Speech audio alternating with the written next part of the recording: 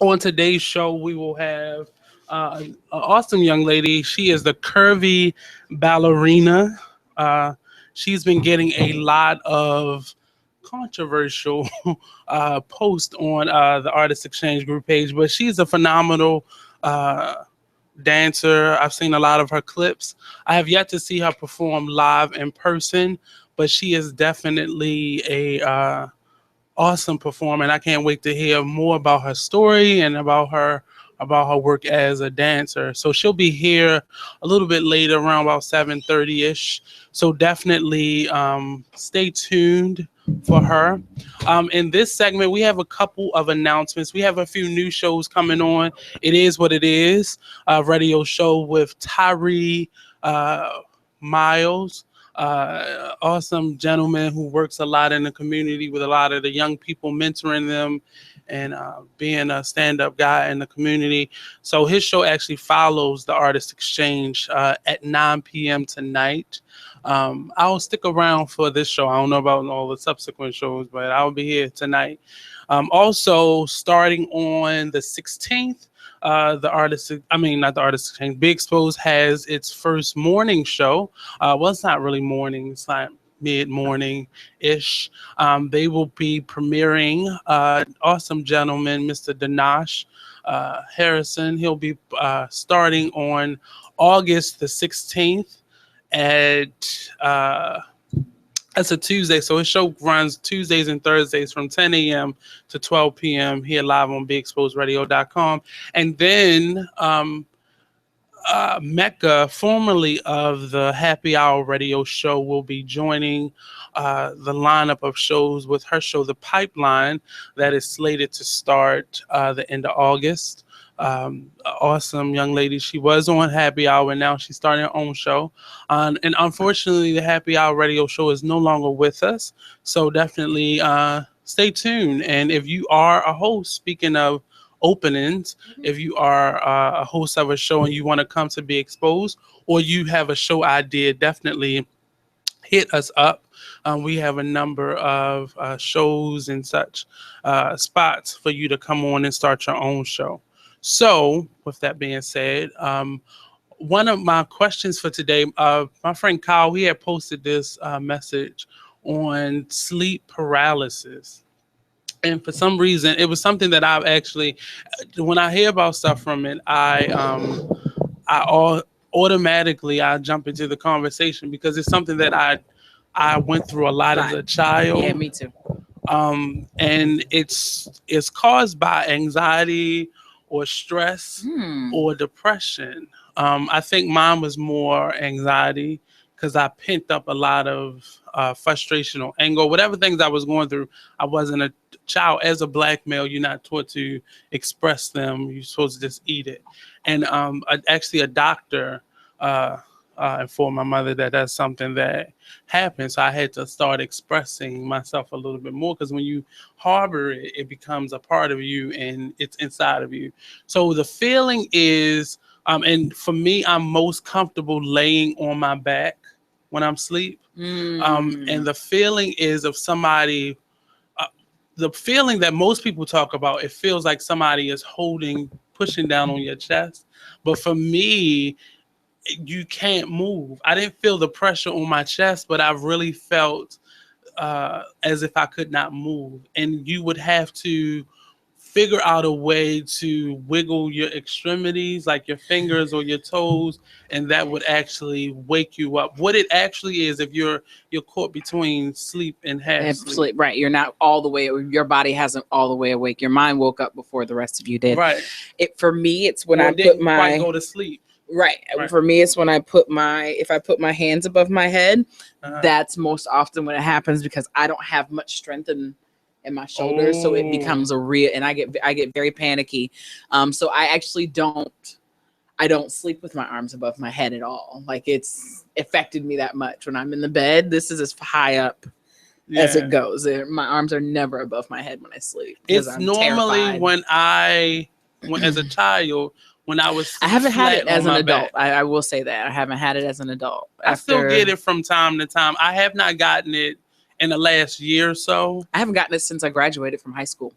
Which is a very stressful point. Yes, I was under a lot of stress in high school. But as a young person, it wasn't that my life was so hard, but I saw a lot of adult things and experienced some adult things. And even within my 20s, it was very stressful being in the theater world and working full time in it, and being a student and being a responsible adult with a job, paying bill. It was a lot of stress on me. And I've realized now, and going through, a lot of people do not believe in it because it's supposed to be connected with something. Yeah, people like to say, that was unfortunately the explanation I got when I went to my mother and told her this was happening to me. She laid hands on and prayed. Yeah, but probably teaching you more stress relief would probably be a better deal. And we actually are going to talk more about that tomorrow, which is supposed to be the conversation for tomorrow. Okay. And it was just so happened Kyle brought that up. So I just switched gears a little bit and inserted it into today's conversation to prepare us for tomorrow. But I'll tell you how I feel about the whole thoughts and prayers thing. We can have that conversation. Well, I don't think that is not. I think it's your intention. If you use it as a Band-Aid, I think that's when it becomes a problem, especially if you don't really have a strong faith in it and you're not rooted in it, and it just becomes ritual to you. That's when it becomes fake to some people on the outside looking at it. And I can see that. But I know for myself, I was that person who fought it as a child, and as an adult, I found it for myself. And I understand what it is. And I had to go through some trials and things like that and finding it. But I know my faith is rooted in what I personally believe.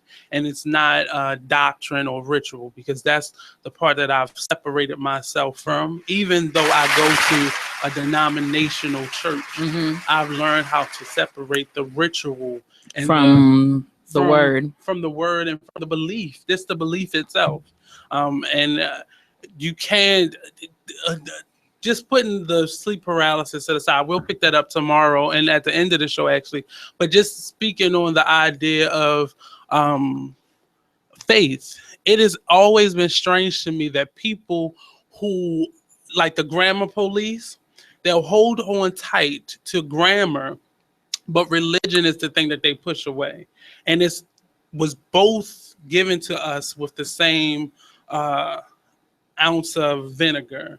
I'll say it that way. It was forced on us the same way, but it's always been strange to me that people who will hold tight to the English language will not, or refuse to now hold on tight to the religion or Christianity in and of itself. And they were both given to us at the same time with the same fervor, if you will. But it just always amazes me. I'm just not a fan of organized religion, period. I don't like anything that turns people into unthinking sheep. And a lot of times that's what happens behind religion. People, is this what it's supposed to be? Oh, if you say so. But religion is everything. Religion is the Islamic faith. Religion is Buddhism. Religion is just a group of people who believe the same thing. And I mean, all religions all have the potential to turn people into sheeple. No, it's not the religion that does that. It's the person who does that. The application. Right, the person who applies the message. But that's when it becomes hardship. Okay, so we will. I don't want to. I mean, go ahead. We got 5 minutes. Okay, do what you gotta do. Religion is obsolete, in my opinion. We created it to explain things that we now have actual, real, factual explanations for. Why does the sun come up every day? Why does the grass green in these 6 months and not in these 6 months? We keep it around because we cannot explain what happens after death, and so that is our. But I want people to understand that it is made up so that we can figure out or have our own. It's no more made up than language is, and that's a necessity for life. We'll take language, but we won't take spirituality. We won't take religion. I And for don't, me, I don't have a problem religion, with spirituality. but I don't have a problem with believing in something that is bigger than you, because I do too. I believe that love is what connects us all. Mhm. Love is the greatest motivation, is the greatest thing, that the most motivating thing on this planet. But I don't think that because I didn't give somebody a quarter that I'm gonna end up, someplace. You know what I mean? Like I I think that there is a purpose, but I think that it is mostly obsolete. It was something that was invented by people to help us cope with what we're dealing with. And I think that the more we learn about the world we live in, the less we have justification to hang on to religion as it is. I do believe that there is something that connects us all, and I think that each person has to figure out what that is for themselves. Mhm. But I think the organized, we all come together under this one. We all know that, like, it can't. But don't speak for everyone. Speak for, and I I've learned personally how, think right. it is obsolete, but that's But me. in most people, and for me, I go to church because I need that structure. And some people don't feel as though they need that structure. And that, in my opinion, is what most of the problem is people don't feel that their life needs structure. And I'm not talking about robotic structure or mind numbing structure, but some people need to know how to treat other people. And that's what religion has given to me. And it's not that I did not know those things, but as you grow up, you become hardened in how people are, and your relationship and your trust of other people. And because of that, we begin to treat each other with a very long stick. And you stay over there and I'll stay over here. And I believe that is what religion has to be today. I do believe religion, and like I tell people, the Bible all the time is a fable to me. That's what I looked at, and I was taught about African fables and world fables, actually, in that factor. But I believe now religion has a more everyday purpose in how we treat each other. Not so much to explain why things are, but now how we treat each other. And a lot of the books of either the Bible or the Quran or the Torah, or a lot of those principles of other religions, we realize now that they're all saying the same thing, just from a different perspective. Even if you talk about the Christian faith, a lot of the denominations that fit under the Christian faith, they're all based off the same thing. It's just you believe something for a different reason, and I believe something for a different reason. Like, I, as a black person, deserve to know God the same way you do. So because you won't let me worship with you, I'll call mine AME. And that's what since I can't practice my religion under Episcopal or the Methodist faith as a black person, I'm going to then start my own faith as a black person. And that's how we got AME. Right. And it was all out of necessity, but it was all under the same belief system in how to treat your brother or your sister in the world. And I think that's what is needed for today. I don't think I'll need to know why the moon comes up and it fades out as the month goes along. I don't think I need to know that, but I do need to know how to treat each other. Well, I think that I don't think that religion is necessary to teach you how to treat each other. You can look at a room full of 2-year-olds, and you can teach without religion. You can teach them that you have to be nice because you want someone to be nice to you. The person that's teaching them doesn't know that.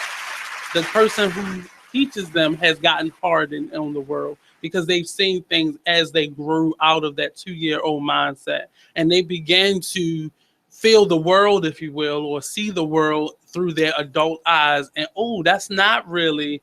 No, you're really not a nice person. No, and a lot of that is crazy that we don't take heed to that, but that's what religion is to me now. And whatever your faith may be, that's what religion is to me now. So we're going to continue this conversation when we come back. We'll be right back here on the Artist Exchange Radio Show on BeExposedRadio.com.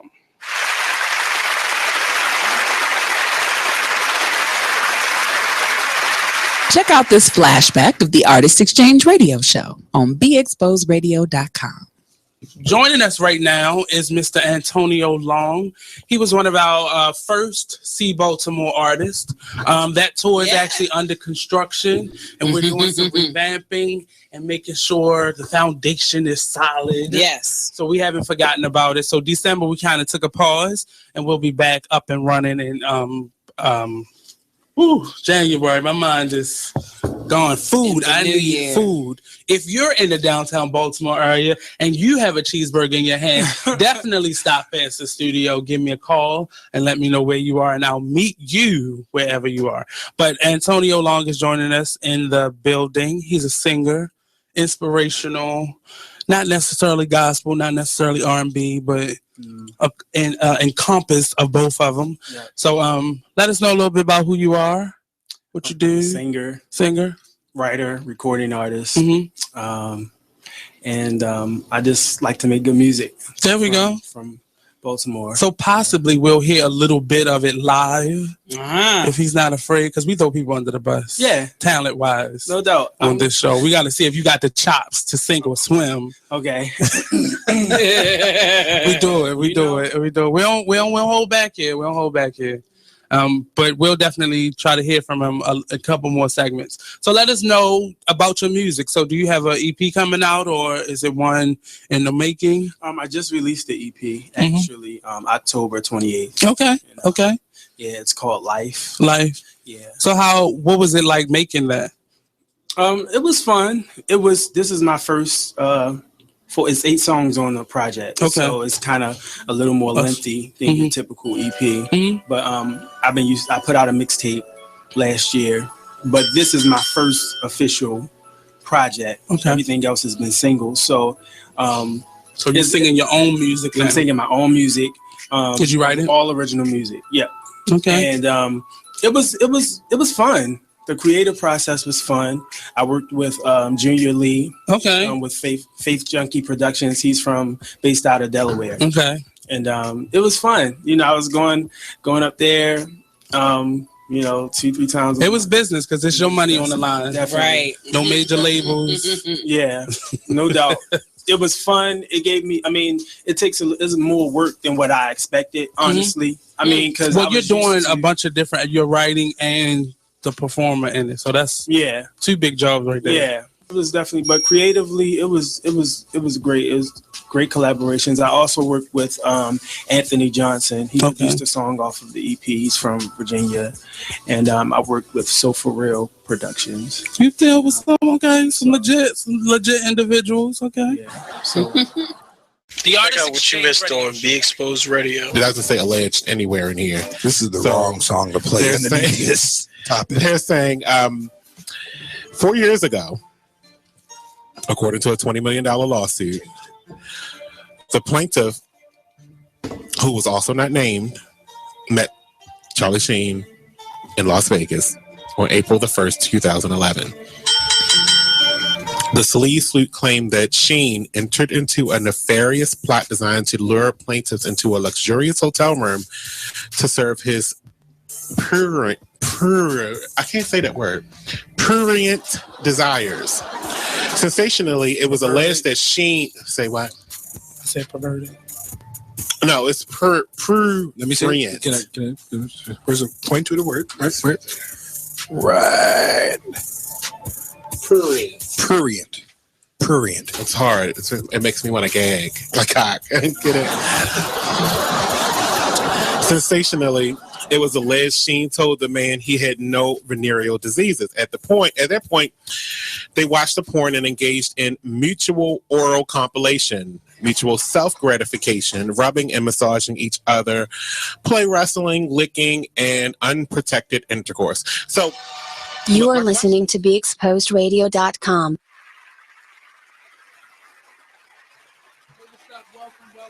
Welcome back to the Artist Exchange Radio Show here live on BeExposedRadio.com. It's me, your host, Nate. I'm here with my co-host, Big Mama Ama, who will be taking over for the Talk Lately show. Yes, I will. When Monny goes on his hiatus. He's the only person I know who calls it a hiatus. You're just going to leave, sir. but she'll be away on the Talk Lately show with the news and such and such and such and such for September. But in the meantime, we have some things left in this month, which will be our Be Exposed radio show's open house on August the 20th from 12 p.m. to 5 p.m. If you are an artist, if you are a community leader, if you are an entrepreneur, if you're just a person who nosy and want to see the station, come on out to the open house here at the Be Exposed radio station, 110 East Lexington Street, Suite 200. Come on up on the second floor and take part. We'll be broadcasting live from 12 p.m. to 5 p.m. So definitely come on out. You'll get a chance to come on air live and meet the awesome personalities that we have. And our station is growing slowly, and we're changing and evolving as time goes on. But definitely come on out. Also celebrating Be Exposed's 10th year. We'll be doing a kickoff to the 10th year anniversary. And we'll be celebrating throughout the rest of this year. So the kickoff to that will be at Howl at the Moon down at the power plant. And that's Friday, August the 26th from 6 p.m. to 10 p.m. 6 p.m. starts the whole like happy hour. So you have to show up between 6 p.m. and 10 p.m. Within that time, price drinks. You show up under the red the little tarp outside, get your wristband, and then you'll get your discount drinks at all the bars for that evening. And then when you go to Howl at the Moon, you'll get 2 tickets to get 2 discounts. I think the drinks are like $1.50 or something like that for 2 drinks. And they have plenty of drinks that you can choose from, mixed drinks, wines, beers, so on and so forth. So definitely take part, come on out, help us celebrate, be a part of it. We had an awesome time with Weird Radio. They went down there, and we're going to join the fun and inviting all the shows to come on out. I think everybody's old enough except for Eric. Sorry, Eric. You have to be 21 and over. Sorry. So that'll be Friday, August 26th, 6 p.m. to 10 p.m. at the power plant. Definitely come on out and join us and all of our crazy, zany hosts for that evening. Again, Be Exposed Radio's open house is August the 20th from 12 p.m. to 6 p.m. If you want Be Exposed to come on out and live stream and live broadcast at your event, definitely hit us up. We're available for that. We'll be at the African American Authors Expo on October the 15th. So definitely come on out on Morgan's campus. I believe it's in the Student Center, but you can look them up, African American Authors Expo, or Pat Johnson. She's the creator, director of that event. Awesome event for African American authors of all genres will be represented. We've been interviewing a number of their authors throughout our station, and we've had some awesome interviews. When I say my favorite book so far, and I don't want to do favorites, but I'm not going to do it, but I'll let you know. The handbook is one of my favorites. But it really is doing it. It's all of them gave me something different. I can't give me the black book right there because the title is escaping me.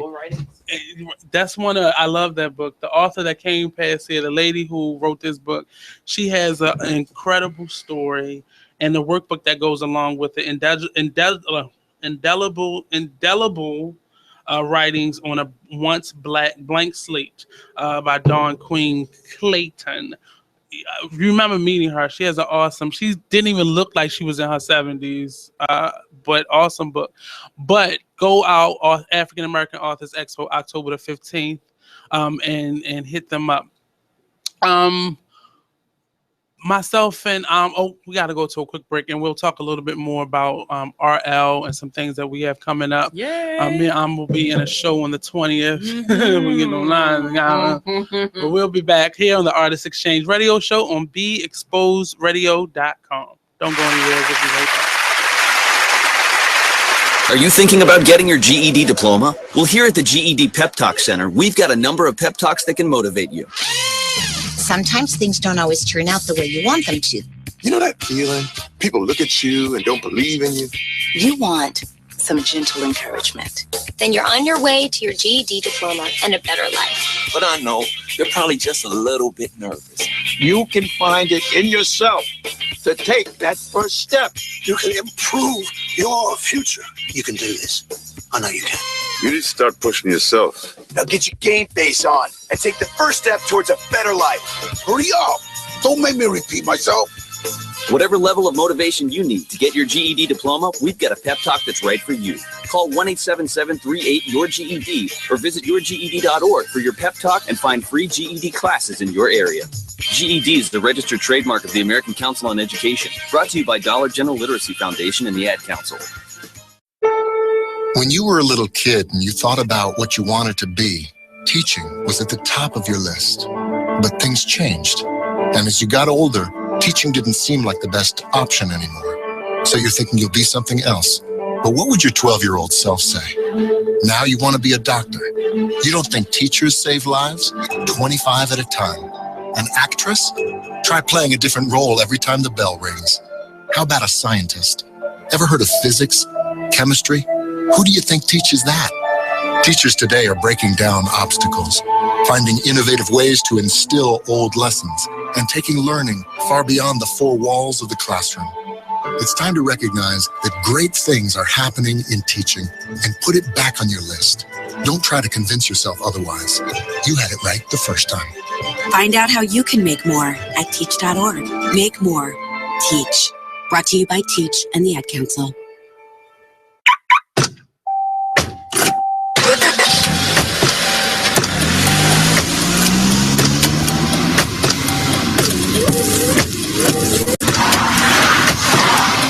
Driving has a rhythm all its own. Don't wreck it with a text. Before you get behind the wheel, silence your phone. Or better yet, designate a texter. For more text-free driving tips, visit stoptextstoprex.org. Brought to you by the Ad Council and the National Highway Traffic Safety Administration. This message is for all of you sitting in the passenger seat. And apologies if it gets a little uncomfortable. But how does it feel to be at the mercy of someone who thinks a random text is more important than your life? Someone who takes their eyes off the road while speeding along in a 3-ton hunk of steel. Freaky, right? Well, why not just ask them to stop? Or better yet, volunteer to text for them. It might be a little awkward, but believe me, you'll live. Learn more at stoptextstoprex.org. This is the mother of truth, Baltimore's own magical Negro, your thug unicorn, your gangster goddess, here on Gangsta Goddess Radio on BeExposedRadio.com.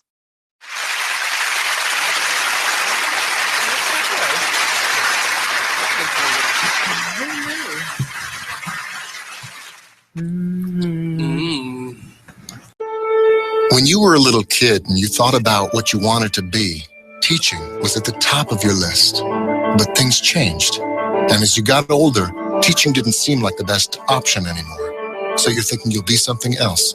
But what would your 12-year-old self say? Now you want to be a doctor. You don't think teachers save lives? 25 at a time. An actress? Try playing a different role every time the bell rings. How about a scientist? Ever heard of physics? Chemistry? Who do you think teaches that? Teachers today are breaking down obstacles, finding innovative ways to instill old lessons, and taking learning far beyond the four walls of the classroom. It's time to recognize that great things are happening in teaching and put it back on your list. Don't try to convince yourself otherwise. You had it right the first time. Find out how you can make more at teach.org. Make more. Teach. Brought to you by Teach and the Ad Council.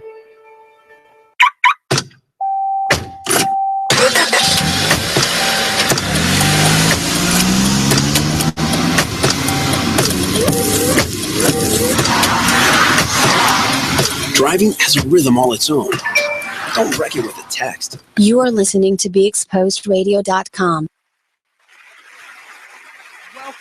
Welcome back. This is Nate, host of the Artist Exchange Radio Show here live on Be Exposed BeExposedRadio.com. Don't forget to follow us on Facebook on our page as well as our group, The Artist Exchange. Also, go to our website, www.BeExposedRadio.com, for all the updates, all the newness that is happening, this whole roster of shows that we're building up.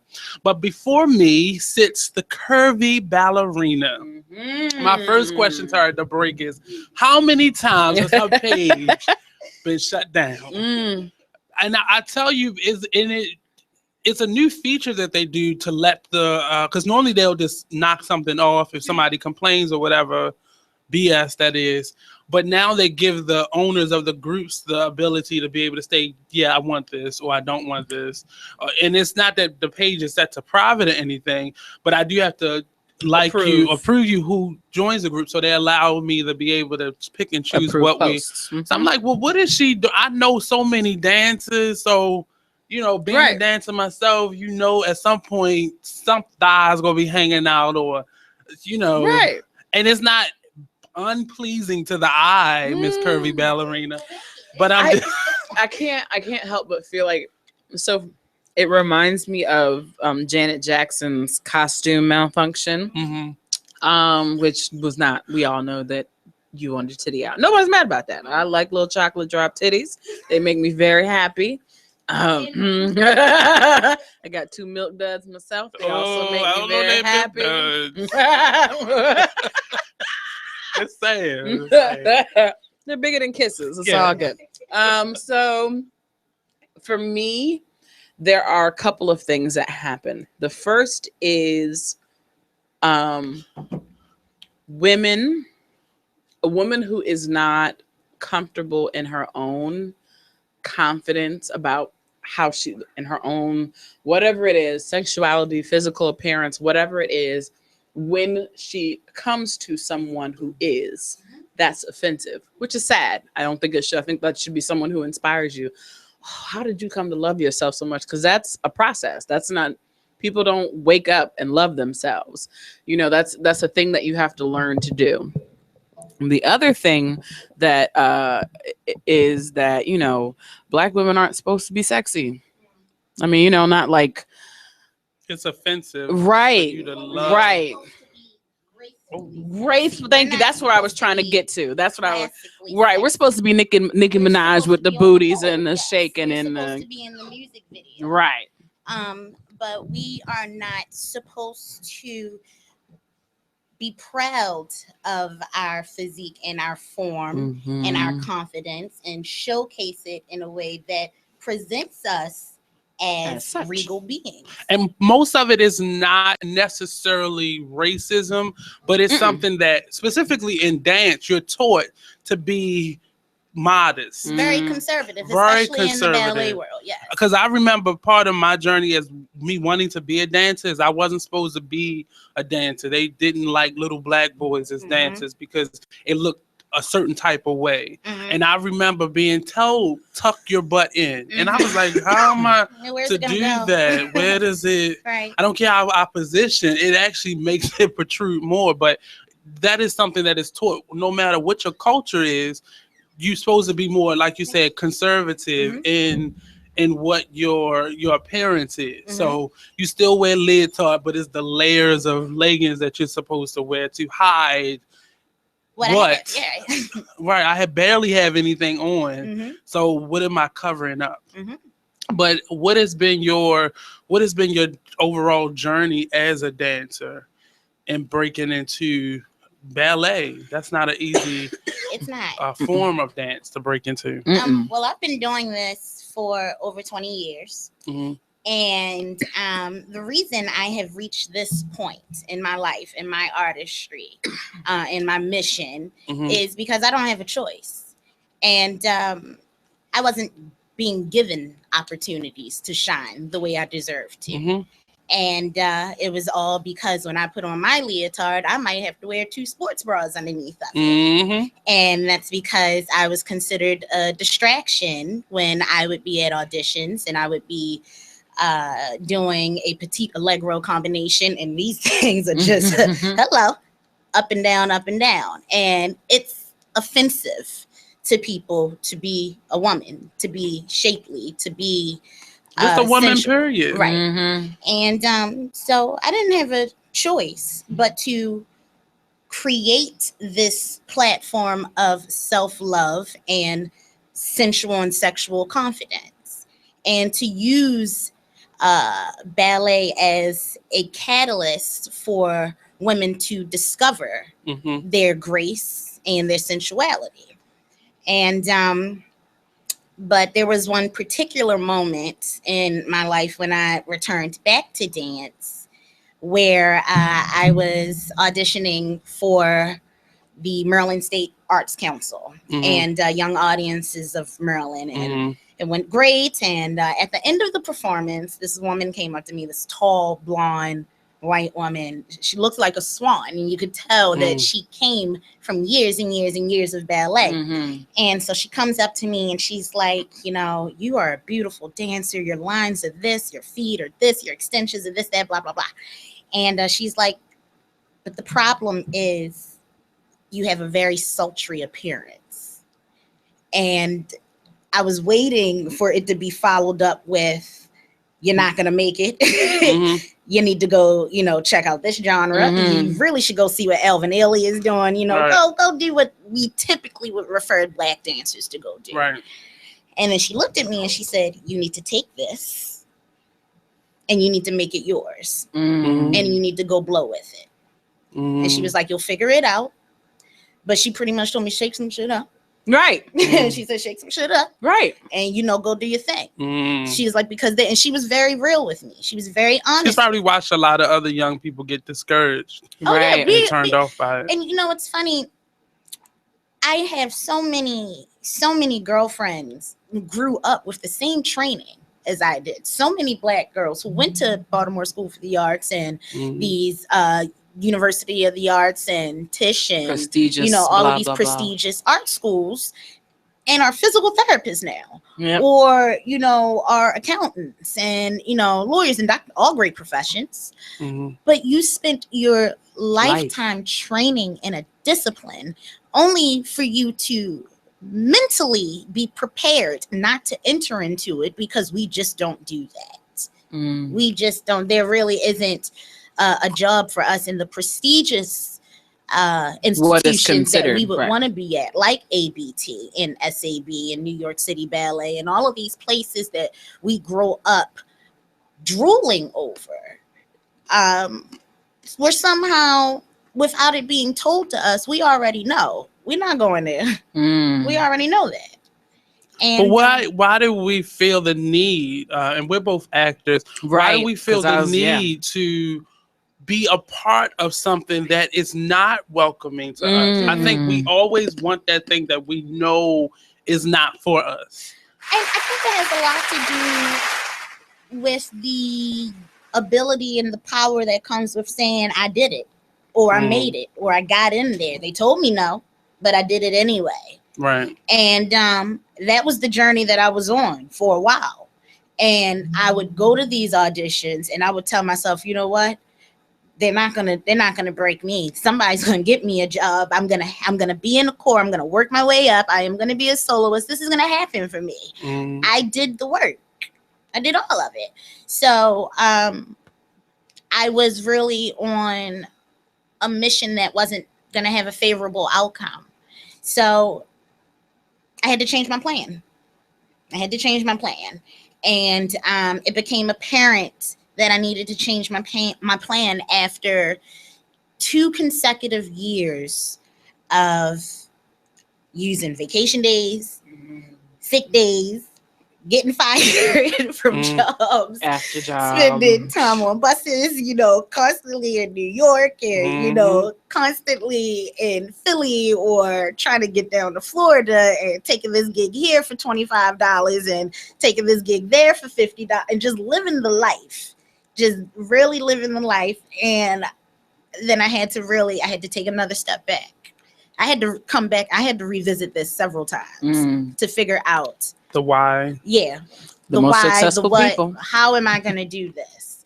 Because this is important. This is who I am. And I have a lot to offer. but how am I going to do this? How am I going to break out? And I had to strategize. And I really had to think about this. And I had to take some time. And I spent a few years just running around the city, the state, teaching and being able to stay true to my art that way. Another rut. Honey, it's another rut. And we lie to ourselves saying, well, I'm in it. I'm giving this to someone else. Because we're saying that this is a part of the journey. This is Right. a part of our struggle. We're giving back. This is what we do. This is a part of being an artist. But if you've ever had a teacher that you felt was angry or bitter for some strange reason, that's why. That's why. Mhm. That's why. I love the churn. Mhm. I love all of them. However, teaching stifles your creativity, in my opinion, at least. Especially if you go to choreograph this stellar piece for a 9-year-old who can't do half of the things that you have planned in your head. Same with the 12-year-old, same with the 16-year-old. It depends on their level of training and technique before they get to me. Right. And it was becoming exhausting, and I was really being pulled away from myself and my goals, because when you work with children, you get so invested. Your muscle isn't being flexed. It's not. And you become more for this child, where you completely forget about yourself. Teaching is something that you get lost in. And if you allow yourself, you'll have a perpetual place in teaching, and you will never break out. And what I noticed, aside from the bitter syndrome, is what happens is I begin to nitpick you for my shortcomings. And I begin to measure you with the ruler that I was measured against. And then that ruler becomes even stronger, because now all the history that I have with that ruler, I'm putting all that into measuring you up. So no, if you were 2 inches taller, maybe. So what I suggest, I've been to college, and I've had teachers that suggest some of us become clowns at parties for students, for children, or you know what you'll be good at? I think if you would just become maybe like a theater therapist or a dance therapist, I've seen it happen. What the hell is dance therapy now? Yeah. And it's something, somebody wants that. Yeah, but it ain't. Not when I've trained for a million years. Not Right. when my leg can go up here. Yeah. Not when my feet look like bananas when I point them. No, I will not be your dance therapist. I will not be your dance teacher. I will not. It's one of the things that always kind of disappoints me with educators, period. The reality is, if you work hard, you will be successful. You may not be as successful as you see in your head, but you will achieve some level of success and recognition for hard work and diligence, period. Why would you not encourage just that? Okay, if that's what you want to do, what are your plans? What do you do? What have you done today to help you get there? That's kind of the approach that I've always taken. I don't like to shoot down dreams. I think that's childish.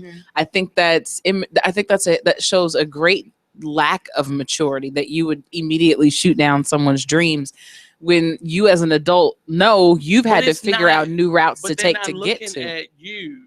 They're looking at themselves as a reflection of what is in front of them. But that makes it worse for me. That you don't even see me. Right. You're not seeing me, you see you, and then you're doing to me what other people did to you. How many times have you been told no? In terms of you're not meant for this. I have been told no in the sense of not so much that I'm not meant Your for talent, it, but more so no, you don't have the body for it. You can do it. You've got the movement. You've got the technique. But you've got image. the talent. But the image doesn't fit what we're going for. That's where my no has always come in. And unfortunately, and you guys know this as artists, when you're involved with companies, the budgets can be very, very small. Mm-hmm. There may not be money in the budget to make new costumes for someone whose figure is altered. Who you talking to? Right. Who are you talking All right. So, if you can't fit the costume, you don't get the job. And that's just the reality of the game. Period. And I was finding myself going up against girls that look like this, who two of them can fit into one costume. It's a lot less money to adjust and to shrink it and to take out, as opposed to adding material and just creating something completely new. And so that's what my notes have always been for that. Or I have a tendency, and this is something that I've realized as I've gotten older in dancing, I do look like I enjoy it too much. I'm biting my lips and all kinds of, like, it is a good time, right? I'm going off, like, I'm having a really good time. And it took me a while. I had to watch videos of myself performing to see, damn, she is kind of sexy. I see what they're talking about. Like, I get it. In it too much. Mine was singing along with the music, which is the biggest no-no. But because I would feel it, and you will get connected to the movement with the song. And I'm a performer at this point. Right. So, I'm going off. I'm about to give you this show. All of it. In the back of the room, I hear this. Pin drop. Right. Like, okay. I started to see it. I started to realize it. I was recognizing it.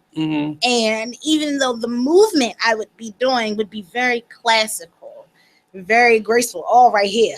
I'm working it. Well, we're going to leave off on that note with her working it. We'll be right back here on the Artist Exchange Radio Show on BeExposedRadio.com.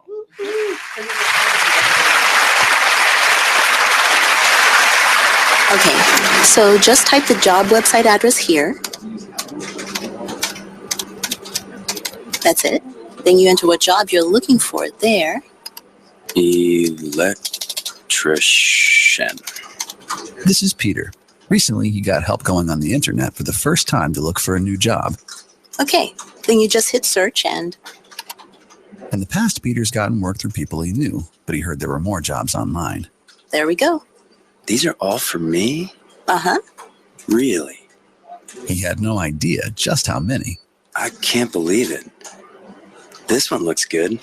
Peter is thinking the internet might be for him after all. And this is just one website. Wow. Why didn't I do this sooner? See what the internet can help you do at everyoneon.org or call 1-855-387-9166 to find a free training class near you. Brought to you by Connect to Compete and the Ad Council.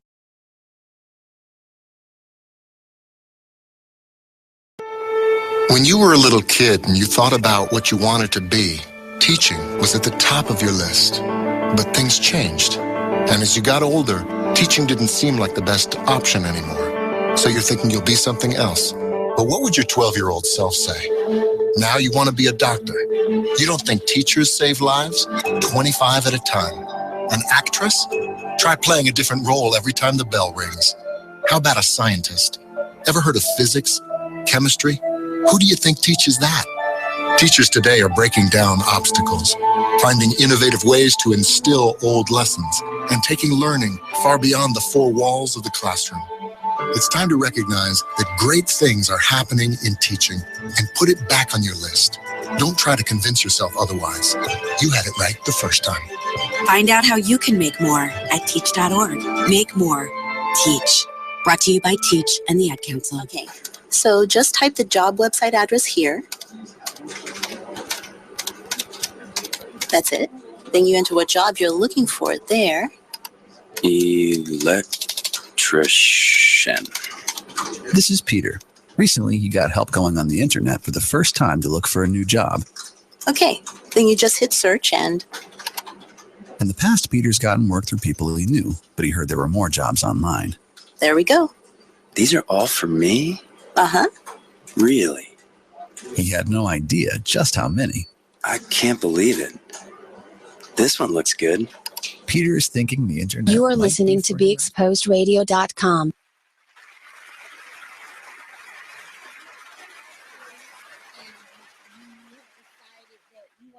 Yourself into an institution, or you're opening your own, then you have that internal happiness because you've done everything already, and now you're at a place where you can give back and you're ready to give back. So when was the CurvyBallerina? Welcome back to the Artist Exchange radio show, by the way. We're here live with this young lady, and I knew she was going to be this ball of energy, and I follow her on Instagram and on Facebook. And all the posts that she made, but I see her and I see you doing and not just talking about it. A lot of us take selfies and we talk about what we do as artists, but when you see someone in their limelight, in their path, those are the people that I now follow, because everybody else, they just faking it or trying to hold on to something that they wanted. That's why I'm glad you brought that up, because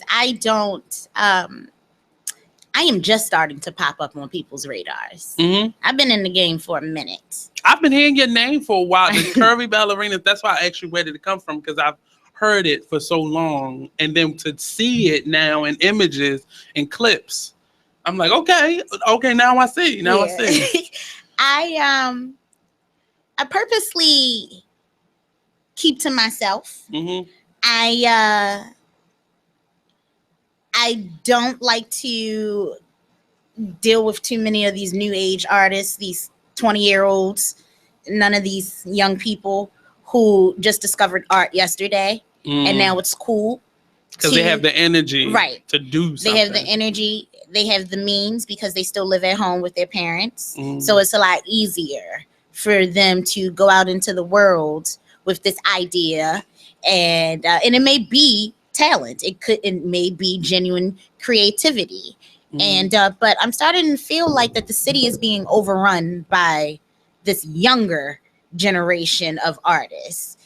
I was talking with the Baltimore girls, the Safi, and I was talking to her about the same thing, about the group that came under her mission, and that's the same thing that she was saying. It doesn't void you of any talent, but what happens is you have the means, you have this institution that's backing you, and of course you can get out there, but the ones who have been doing it when social media wasn't, these opportunities for you, you have these means because I'm busting my ass, because I starved, because I had to give up my apartments, I had to sell my cars, these are the things that I had to do. So art can be glorified to a point for you to take an interest in it, for you, so it'll still be here, so it'll still be here, and for you to actually take a look around and recognize what you have, and for you to use it. And a lot of young people that I come across, not that I'm so old, of course, but I've realized the humbleness that we had when we were just starting college, and just meeting a Dunlap or a Professor Courts or whomever your mentor was. Meeting them was like, oh my God, you heard about them, she's a bitch, like don't but we still worked under them because we knew something was gonna come from it. But that humbleness, I got this, I watched that YouTube clip, I can do that. Like the humbleness is this gone. The respect for the people who do this. We're not taught that though. We are not taught context. We're not taught to look back, especially about me, my right. It has become. I feel like my generation was the last one that looked back, and we still were like hesitant. I was raised by a history professor, so I always take context into consideration. But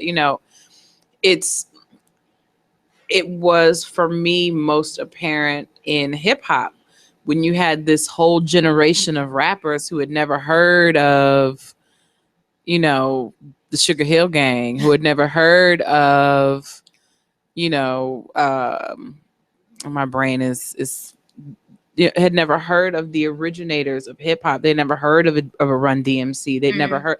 Oh, I don't even know who that is. Like, how can you do this? Right. You don't even know where it came from. Like, you just went and pulled a piece of fruit off a tree. You don't know if that fruit is good. You don't know if that ground is good. You don't know what's in that. What is going on? I always, in my classes, when I'm teaching my women, I always give a brief breakdown of ballet history because it is important for you all to know we are not supposed to be doing this. Ballet was created for royalty by Catherine de' Medici in the 1800s for Italian royalty.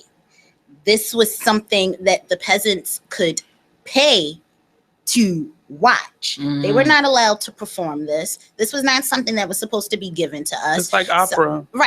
So when you see me in the streets, and my posture is fully erect, which I'm trying to get you to do in class. And I'm sucking in my stomach. And, you know, I'm carrying myself like I have a book on my head. It's because I'm a damn princess. I am polished with this sense of regalia because that's what ballerinas are. And that is what I'm trying to instill in my women, in my clients, and the young dancers that are coming up underneath of me.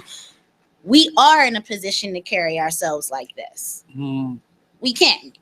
How do you balance being a teacher with being a dancer without leaning on one side too much? Well, I don't really consider myself a teacher right now because I don't have any actual dance students at the moment because I've decided to switch my focus completely to women and fitness. Okay. So I guess I'm more so of a trainer, fitness trainer, which I'm actually going through certification for. So yes, I am a fitness trainer.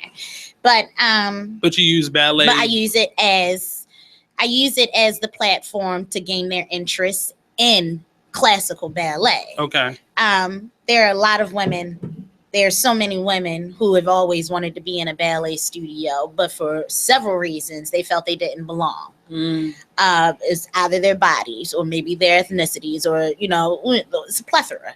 So I wanted to create a warm, welcoming environment for them to come be themselves, to get fit, and to also learn ballet fundamentals. Why can't you learn some of these things? Ballet is not a secret society. These are not secrets that are just kept for white people. Like, you can learn this shit too. Like, but it's taught that way because often ballet and dance in general normally costs more than any of the other arts participate. Definitely. Equipment, classes, equipment, everything. I mean, uniforms, all kinds of things. So,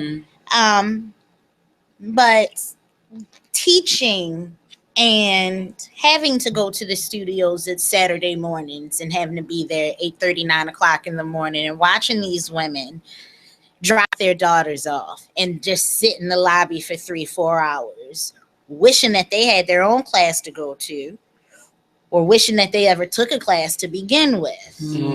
And instead of you living vicariously through your 3-year-old, your 4-year-old, and your 5-year-old, who you were trying to turn into the next Misty Copeland, how about we do something for you? How about I create something for you? How about instead of you beating yourself down internally because of experiences that you didn't have, how about I create a world for you to have this new experience? And I tell that to a lot of my friends, you have to void yourself of anybody else. But we're going to take a quick break. We'll be right back here on the Artist Exchange Radio Show on BeExposedRadio.com with Miss CurvyBallerina. Check out this flashback on the happy hour. One of the questions I definitely wanted to ask you is, because you know everyone knows that mother, father, sister, brother, cousin that knows how to do tax. Usually that's that person, me. I'm joking. But seriously. Right? But seriously. And they end up going to these people, getting their taxes done for like maybe $20, $50. I mean, a dime bag, you know, whatever. And then the next year they realize they owe like $10,000-$15,000. Can you break us down the do's and don'ts when it comes to taxes? Well, let me say this first. You got to remember like Mama used to say, you're gonna get what you paid for. Yeah. Okay. The do's and the don'ts. Seek out information. Just don't say, oh, okay, well, because I've seen You professional. are listening to BeExposedRadio.com. Part of the conversation a little too much. I have met parents who have studied full ballet vocabulary syllabus just so that they could know what I'm talking about when I am instructing their child. So when they take them home, they can give them further instructions. And I keep telling people, because I'm also dealing with some other people who own fitness studios in the area who have been coming to my classes to see what I do. And That sounds so familiar. Yeah, but it's fine. It's fine because what I explain to people is that it's one thing to emulate what I do. It's something completely different to be able to manipulate the body into the positions properly so that you feel the benefit of it. You can look like you're doing my pose all you want, but are you doing my pose? No, you're not. So, and ballet has just always been that thing. Like, if you ain't got it, that I can clearly say that is one of the fields. If you don't got it, you're not gonna get it. You're not gonna get it because it takes not only thought and discipline, but just the repetition of pain that you go through. BSA don't turn out no jokes. We no suckers. One thing about ballerinas getting on toe. What is that process? Because that's what got me. That's what broke me. These thighs was not standing on my toes. It just wasn't gonna happen. And I didn't even have these thighs as a child, but those thighs was not getting on toe. It's a lot of conditioning and strengthening that we are taught in our syllabus that go along with because that's not the first process you have to get we build up to that. And typically most schools won't even introduce point until you're 13, 14. I didn't start taking point until I went to high school. But I've been dancing forever. And it's because the muscles need to develop properly. We have to have strong ankles. We have to have strong calves. We also have to have a working knowledge of how the body works. This is also another reason why kinesiology is also infused into our lessons. Can you tell us what that is? Kinesiology is the study of the body in motion, muscles in motion. And it gives us an overall working knowledge of what muscle is doing what, where my tendons are, what my toes do, how the body is connected, how I'm lengthening my body. All of this, it all plays together. And see the knowledge that you have of that, now you can understand how someone can trick themselves into believing I'm not a dancer, I am a therapist.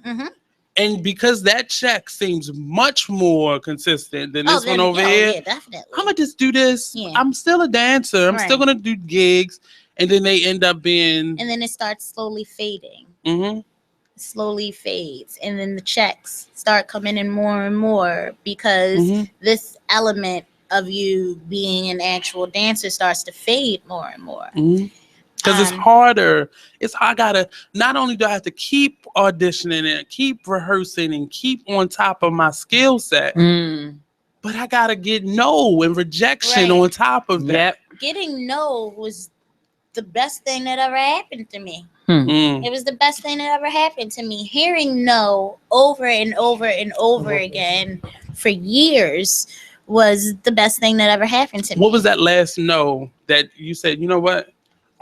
Either I'm not doing this anymore or I can't play on your playground anymore?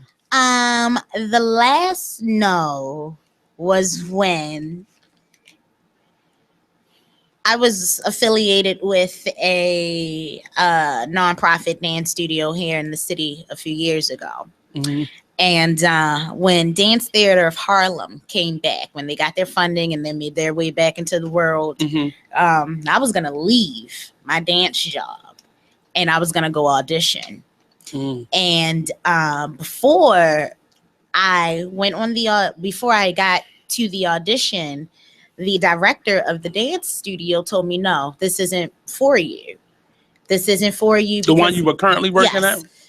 Because Dance Theater of Harlem had changed. And when I was growing up, Dance Theater of Harlem was the number one place to be for a Black ballet dancer. They were taking us with our bodies, with our afros and all of our curves, and they were loving us. And but them board of directors may have changed. All of that changed when the school came back. When the company came back, they wanted a more classical look, a more classical appearance. I remember my first year at the Dance Theater Harlem Summer Intensive. I think I was about 13. And I remember being so excited to see women with full D breast on stage. I was like, yes, I'm gonna get a job, y'all. Like this is real. Like I'm really gonna get a job. Like this, I can do this. And so the time comes to the audition, and before I even get my things together to register, she's already telling me no. She's already telling me no because she's conditioned as a Black woman in the dance world. I'm not even going to try. To hear no, right. So I went to the audition and I actually wound up injuring myself, which was a blessing because I had to go into physical therapy. And it threw me into this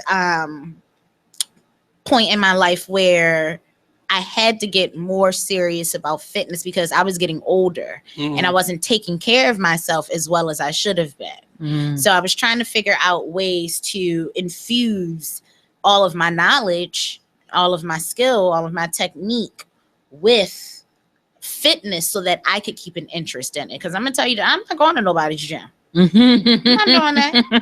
I ain't doing that. Because if it's not for you, right. Sometimes I'll be there and like, what am I supposed to do? The last time, like I try to go now often as much as I can. I was using the crunch machine wrong.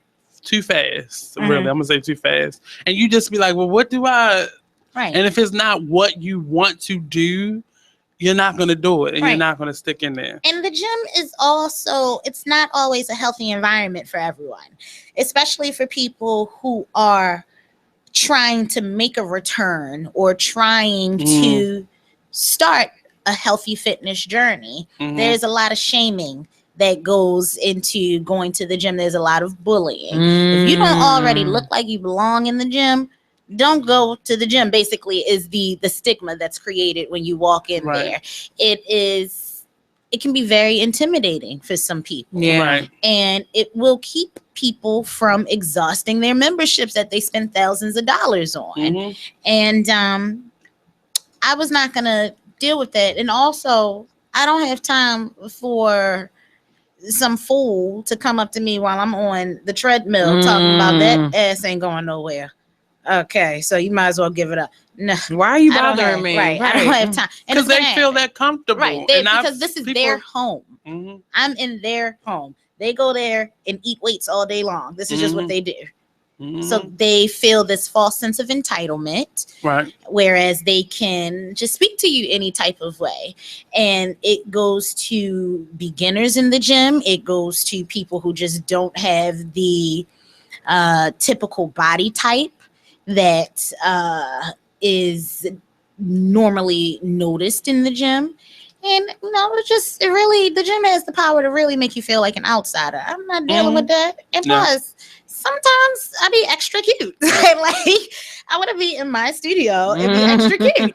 But also doing what it is that you do. Like you don't have to separate yourself from being a dancer and wanting to stay in shape. And I like to be able to have a fun environment. Like I'll be in there cursing like a sailor and cracking jokes with the girls and, pumping them up. And it's very, very important. Like I do group packages now, bad party packages for groups of women. and they're themed events. So the last one I did was Pretty in Pink. They all wore ballet costumes, all of them. They were so adorable. They had on tutus and slippers, so they were really and they were working out. But it's an environment for you all to come and be yourselves. Wear what you want, just come and just work. Just work, learn something new. I'm not trying to keep you from are doing you going to anything open different. this up to, say, guys? Yes, actually, I am. First of all, let me just be clear. It's open to everyone. I'm not discriminating against anyone. It's just. But give them the disclaimer that you put on your social media page the first time. Like, if you're going to just come to pick up somebody, this is no, this is not for you. Don't do it. Right. If you think that buying the membership is gonna get you closer to Curvy, no, it ain't happening. I am on a mission. So don't waste your time and don't waste mine. Hello. So, but yes, my classes are open to everyone. My main focus is women, specifically women in our community, because we don't have a place for us to go like this. Most of the workouts that are developed for us are,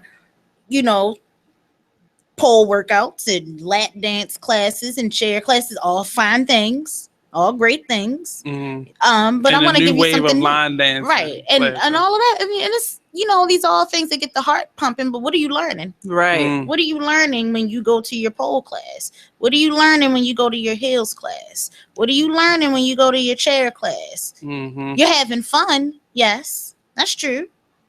But what are you taking away from that you can actually apply in your day-to-day life? So let us know where we can get those, get to the class, and where we can find you on social media. Yes. Well, my Instagram is CurvyBallerina, one word. My fitness page is Ballet After Dark LLC. That's the Facebook fitness. The website is theballetafterdark.wix.com/ballet after dark. Or you can just Google it, girl. Google me. Google me, baby. So we are actually going to be relaunching our classes after our ladies night, our Tina Turner ladies night, which is going to be the bomb. Yes. Saturday, August 20th. Honey, we having sangria. We dancing the Proud Mary. Bring them heels if you want. Yes, we're going to be working. You're going to have a buffet. We raffling off some gift cards, raffling off some memberships. So one lucky lady will win the Curvy Ballerina package, which is 24 classes. Okay. And they don't expire. And that package is for you to get your optimal, most flexible self. So somebody is going to win one of those. And we've got a couple of other membership packages going. Every lady who purchases a ticket gets one free class that they can use at any time. First 5 ladies who purchase tickets, they got 2 free classes. We are moving to Mount Vernon. We'll be on Charles Street. Oh, yay. Yeah, we'll be on Charles Street, 827 in the Escape Artists Gallery, right next to Subway. It's right next to, her name is Katya. She is the gallery owner. Okay. But she posts a lot in like the Artist U page, and she's cool. And so we'll be in there, and right across the street from a parking lot, ample parking, all these nice things, centrally located. And we'll be having more classes down there because we are in a centrally located area. Right. Classes will be resuming August 24th. I'm trying to, ladies, we really, it will highly benefit you to be able to come to the ladies' night. Highly. It's an opportunity for you to get to know me better, get some information about the program, get an idea of what you'll be learning in class. And this is all while we're having fun, because I was testing out these sangria recipes last night, and the party is about to be lit. And tickets are limited. It's only 30 tickets. We've sold about 15 already, and they just went on sale. Get them tickets. They just went on sale Sunday. So, get your tickets, ladies. It's gonna be the bomb. Be camera ready because the photographer will be in the building. Okay, we're gonna be good. We're gonna be the fly. good ponytail in. Yes, the good one. Bring out your fishnets. Bring it out, your 2 pieces, whatever. I don't care if you're 300, 400, 500 pounds. We all coming to be sexy. Bring whatever you need to make you feel confident, to make you feel your most Tina Turner inspired self. So we're going to take a quick break. We'll be right back here with the curvy ballerina herself. Yay. And she's going to be giving, I'm going to ask her a couple pointers on beginning dancers and how to get it started and reignited for some of us. So we'll be right back here on the Artist Exchange Radio Show on BeExposedRadio.com.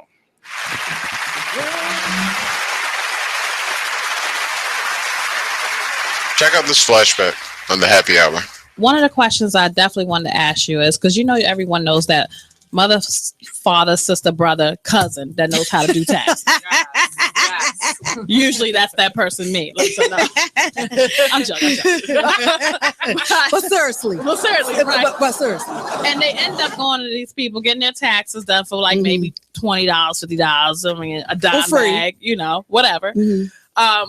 And then the next year they realize they owe like $10,000-$15,000. Can you break us down the do's and don'ts when it comes to taxes? Well, let me say this first. You got to remember, like Mama used to say, you're gonna get what you paid for. Yeah. Okay. The do's and the don'ts. Seek out information. Just don't say, oh, okay, well, because I've seen professional tax preparers get people all this money back, and IRS lock her up, lock them up, like Pookie and Craig. And I'm talking about police department, fire department, all of them. And then they had to come to me to fix it. You know what I'm saying? So the do's and the don'ts of it, if you have a dependent, make sure that you can claim that dependent. Got it. Even if the dependent is your mother, if it's a parent, it's a brother. Cece, you listening? Right. Okay. If it's your brother, your sister, remember, a lot, the rules are that they have to be like say if it's your brother, they have to be disabled. Even if you have a disabled child, they have to be disabled. Right. You know what I'm saying?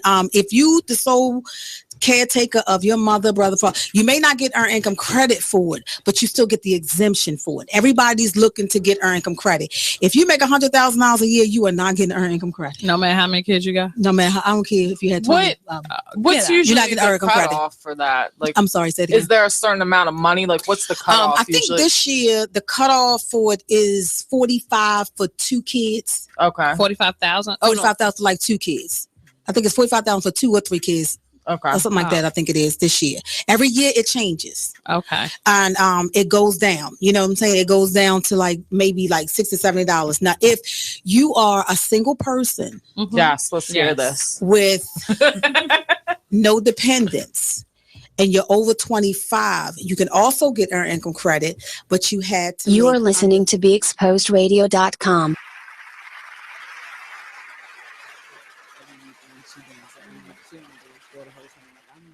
Where's the seats? I need a seat.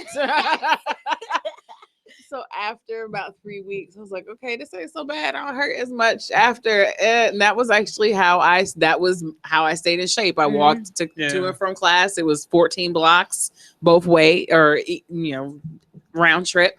And then on the weekends we went dancing and clubbing, and that was some of the best time in my life. And I felt really, really good about the way I looked and how my energy. It gives you confidence. Gives you confidence. Yes, it does. Because you are in control. You have the control over what happens. Right. And once you get over that part of remembering the steps and you're just in it, it's not even about it being fun. You just feel. I always felt empowered and controlled. The only ballet teacher I ever had that I actually felt like I was doing something when I was working with her, Miss Otley, was very upset that I did not audition for the School of the Arts and Dance, that I went for theater, and was because I've Yeah, hello. I girls. went into. I was a D cup as an 8th grader, so you know that there was in my mind, so there's no future here for me. I'm not doing that. Like I appreciate it and I love dance, and you know I love it. I would be glad to, but nobody's. I'm not. They're not. Room for us, No, right. they're not letting me into the school looking like this. I'm gonna go do the thing I know they're gonna let me in for. So some of my questions for you, in terms of being a dancer, one, I'll jump out there. If you were not dancing, what would you be doing? I'd probably be in med school. Okay. I'm actually a nursing major. Mm-hmm. And so the plan was for me to go into either med school or to become a nurse practitioner. And so before I switched to nursing, I was a biology major. This was during a period where, you know, I had to go back to school because I didn't have that cash anymore just to be running around the country trying to make my dreams come true. Right. So this is during a period where I took a break, so I was in school. And I was a biology major, and then I switched to nursing. So, but yeah, that's what I probably would have been doing, and I probably would have been miserable. Honestly, probably would have been miserable. Second question: how often do you or have you had to say, "I can't. I have rehearsal"? Oh my How gosh! has that affected your life? Well, y'all see, I don't got no damn friends. All I do is smoke weed. That's why. I just made a post today about how for the last 10 years, because I've been just running around and just trying to stay true to myself as a dancer, as an artist. And just, I mean, I'm horrible at staying in touch with people. Yeah. It's because I have to choose. I have to, am I going to stay up until 2:00 in the morning going through everything I need to do for my business, or am I going to this club with you? Am I going to this birthday party? And some people, or am that's I a going to put hard these bars decision. together for my business? No, right. No, I need my business. No, like I this is love my you. business. Like, am I going to go to this dinner? Or am I gonna go to this photo shoot so I can post these pictures that the people hate so much? Right. And people don't realize the older you get, the harder that decision becomes, because I'll stay here till late at night and people like, well, what? Like, come on down the horseshoe. No, I really, because I looked up and I never thought the age I am now is the age my aunts and uncles were. And I was like, oh, you threw away your life. I was like, oh my God, I'm 33. Oh my God. Like, I thought life was going to end when I woke up 30. And I was like, no, because it's not so much that you waste your time as an artist in your 20s and your teens, but you feel like you got a million years ahead of you. And you wake up and you 30, you like, no. I personally, even though I have been doing this for a long time, I don't feel like I've worked hard enough to do the vacations, to do the parties, to do the club. I haven't done anything yet. And I'm doing a lot to other people's standards because I have gained such a great amount of momentum in a short amount of time. That doesn't mean nothing to me yet. I haven't done anything. Because you have goals that you want to set. There are things that will be happening that are in the works right now. 2017 is about to be cray-cray. But I haven't. The most I've deserved, the most I've worked for is this blunt and this bottle of wine while I sit at my laptop and work on my empire. That's the most that I deserve right now. So my last question to you, and that'll take us into our next break. If you could partner with anybody or duet with anyone, name your top 3, both local, international, known, unknown. That's a great question. Not limiting anybody else, but who are the first 3 that pop into your head? Okay, so I would definitely As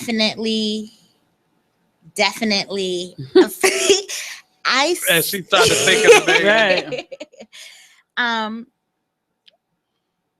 There is okay, so I have this vision of a video featuring Idris.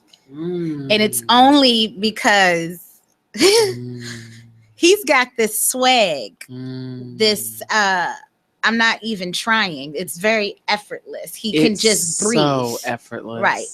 And I would love, he's got this energy and he's also a musician. And his music is good. Ugh. His music So is talented. the bomb. And I would love to be yes. Like I would love to be able to create a visual performance for his music. I mean, he makes some really smooth shit. And I'm really I could really. So she gave us out her number one, and we gonna get them other. We gonna get them other two out of her when we come back from this break. We'll be right back here. Come on down, Artist Exchange Baltimore. Radio Show on BeExposedRadio.com. Don't go anywhere. We'll be right back. Check out this flashback of the Artist Exchange Radio Show on BeExposedRadio.com. Joining us right now is Mr. Antonio Long. He was one of our first See Baltimore artists. That tour is actually under construction, and we're doing some revamping and making sure the foundation is solid. Yes. So we haven't forgotten about it. So December, we kind of took a pause, and we'll be back up and running in January. My mind is gone. Food. I need food. If you're in the downtown Baltimore area and you have a cheeseburger in your hand, definitely stop past the studio. Give me a call and let me know where you are, and I'll meet you wherever you are. But Antonio Long is joining us in the building. He's a singer, inspirational, not necessarily gospel, not necessarily R&B, but encompassed of both of them. Yeah. So let us know a little bit about who you are, what you do. Singer. Writer, recording artist. And I just like to make good music. There we go. From Baltimore. So possibly we'll hear a little bit of it live if he's not afraid, because we throw people under the bus. Yeah. Talent wise. No doubt. On this show. We got to see if you got the chops to sink or swim. Okay. We do it. We don't hold back here. We don't hold back here. But we'll definitely try to hear from him a couple more segments. So let us know about your music. So do you have an EP coming out, or is it one in the making? I just released the EP actually October 28th. Okay. Yeah, it's called Life. Yeah. So what was it like making that? It was fun. This is my first it's 8 songs on the project. So it's kind of a little more lengthy than your typical EP. But I put out a mixtape last year, but this is my first official project. Everything else has been singles. So you're singing your own music now? I'm singing my own music. Did you write it? All original music. Yeah. Okay. And it was fun. The creative process was fun. I worked with Junior Lee. With Faith Junkie Productions. He's based out of Delaware. And it was fun. I was going up there. 2-3 times. It was business because it's your money on the line. Definitely. Right. No major labels. Yeah, no doubt. It was fun. It gave me. It's more work than what I expected. Honestly, because you're doing a bunch of different. You're writing and the performer in it, so that's 2 big jobs right there. Yeah, it was definitely, but creatively, it was great. It was great collaborations. I also worked with Anthony Johnson. He produced a song off of the EP. He's from Virginia, and I worked with So For Real Productions. You deal with some legit individuals. Okay. Yeah. So. The Artist Exchange Radio Show every Friday, 7 p.m. to 9 p.m., every Saturday, 12 p.m. to 2 p.m. Real artists, real talk, real live on BeExposedRadio.com. Check out what you missed on Be Exposed Radio. Listen to Elizabeth Warren talking about Black lives and Black life. Police are not occupying armies. This is America, not a war zone.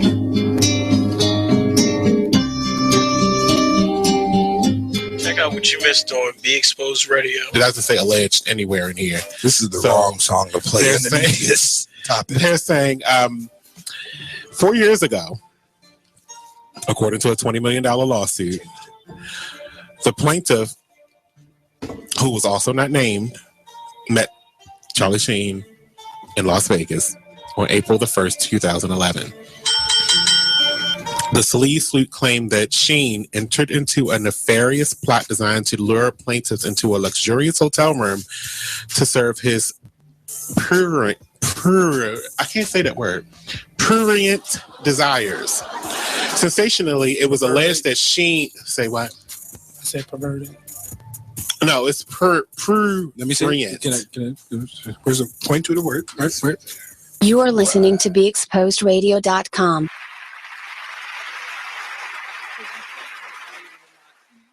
How do you carry on your mission as a dancer and dealing with a lot of young people probably coming to your classes, and even the women that are in your adult classes? How do you identify the issues that you may have had with what you see in them and helping them to open up and be their best selves outside of being a teacher, but just in general, friendships, relationships, strangers on the street?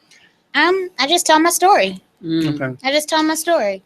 I'm a regular woman, just like all of the women that so come to happen me. to know how to Right. be a dancer. Yeah, I'm a regular woman. I had to develop this skin.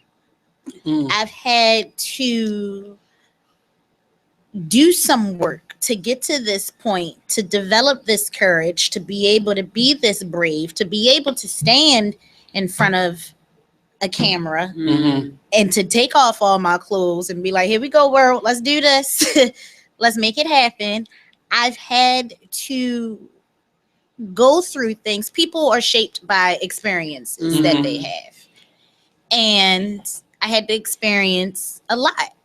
And so I just tell them my story. You know, in a world of no, I had to create my own yes. I had to learn that the things that were considered curses in this very strict world that I was trying to break into are my gifts. There's nothing wrong with the way I look at all. Did you know that, or was that something you had to learn? I think I always knew it. I don't think I was ever insecure about my appearance, even when I got bigger, even because when I stopped dancing, there was a period of time where I stopped dancing for 3 years. I'm 5'1". I was 169 pounds. That's a lot of ass. I had 44-inch hips. Right. I was thick as crap. Like, you could sit a teacup on my butt. I was thick. So I had to do the work.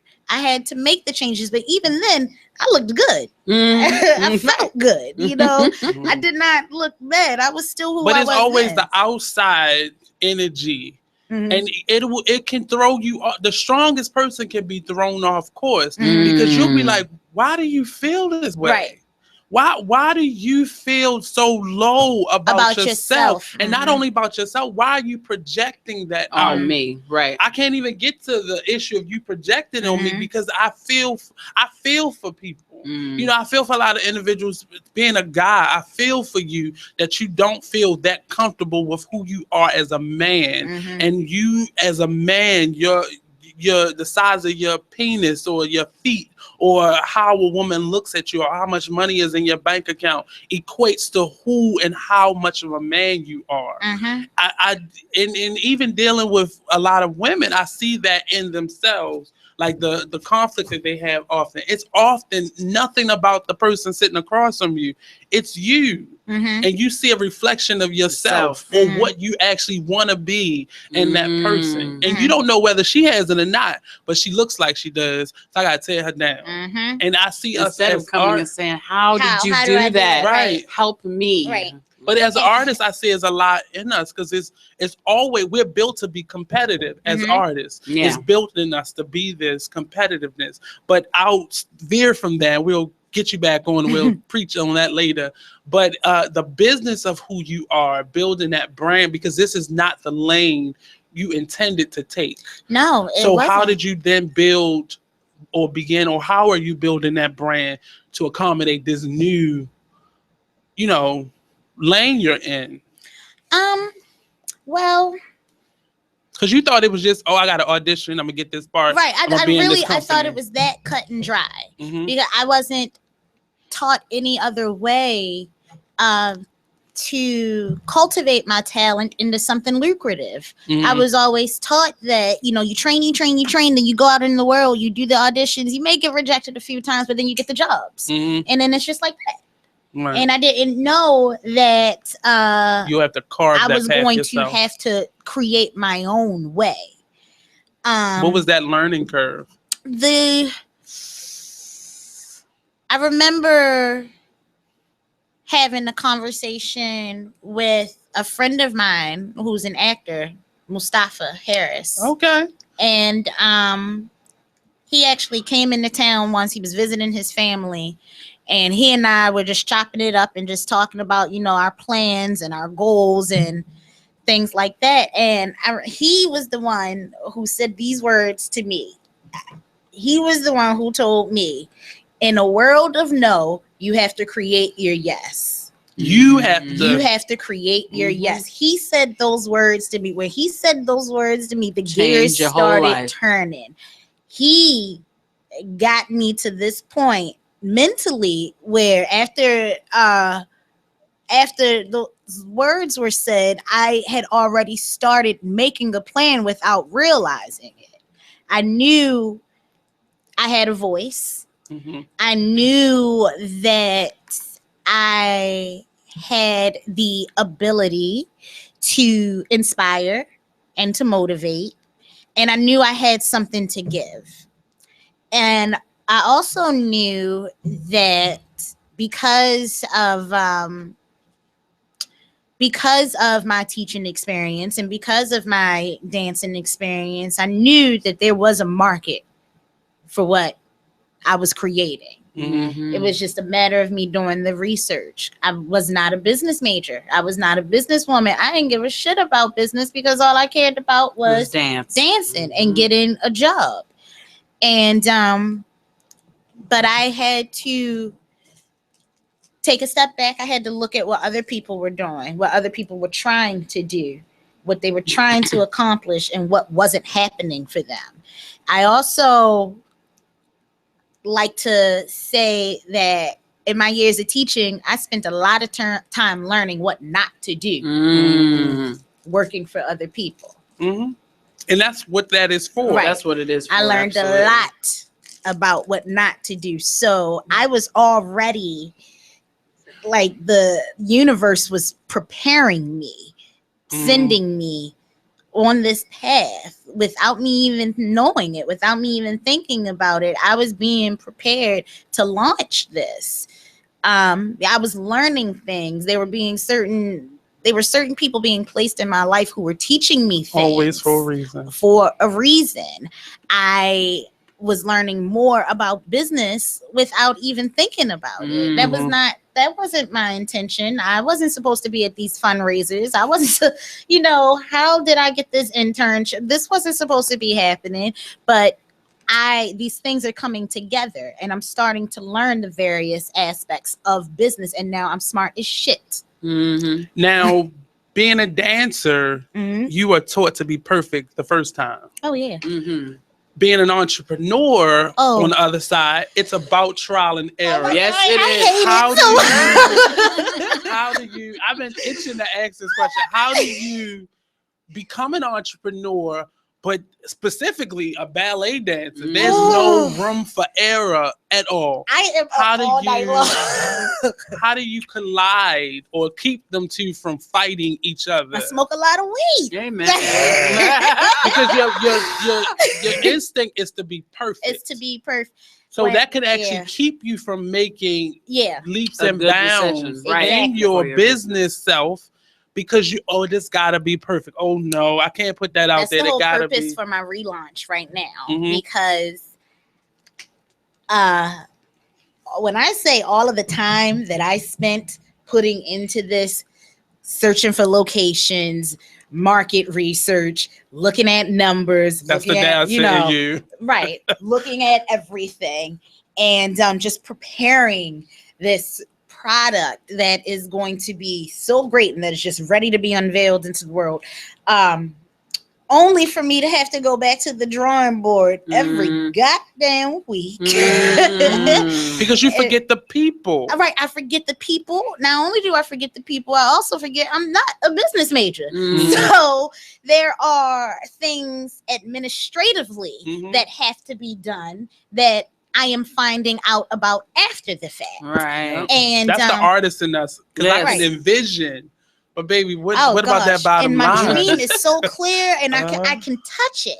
But it ain't no dollars and Do cents. you have an in advisor, someone who is a business major who's helping you think things through? Actually, no. Because of my provocateur, it has been hard to find someone to want to mentor me, to take me seriously, and it's fine because I don't need you now. I don't need you now. I mean, I spent months and months and months reaching out to women, Black women, Black business owners who I look at as, role models and business idols. And I would reach out to them and I would ask, would you be interested in mentoring a young Black woman who was trying to, get her start? And we weren't even in the same fields, business fields, right?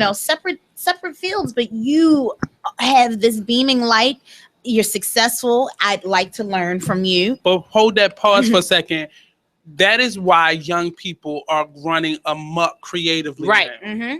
That is why. Because something happened when people no longer wanted to turn around and give and back. Pull back and give to that person that was in their position at one time. They forget. That it's is easy why. To forget. But I want a lot of people to be clear. This is why young people are running amok creatively and professionally because nobody is taking the chance. Now, young people, they're not used to it anymore. Right. So therefore, we have two generations of people out here in the world now who are not used to people holding their hand and actually guiding them and being a blessing to them. Not to say it's not happening at all, but it's not happening in the way that we may have gotten it when we were younger. Right. And it's ridiculous. And as I'm building, as I'm growing, I'm bringing my children with me. I'm bringing them.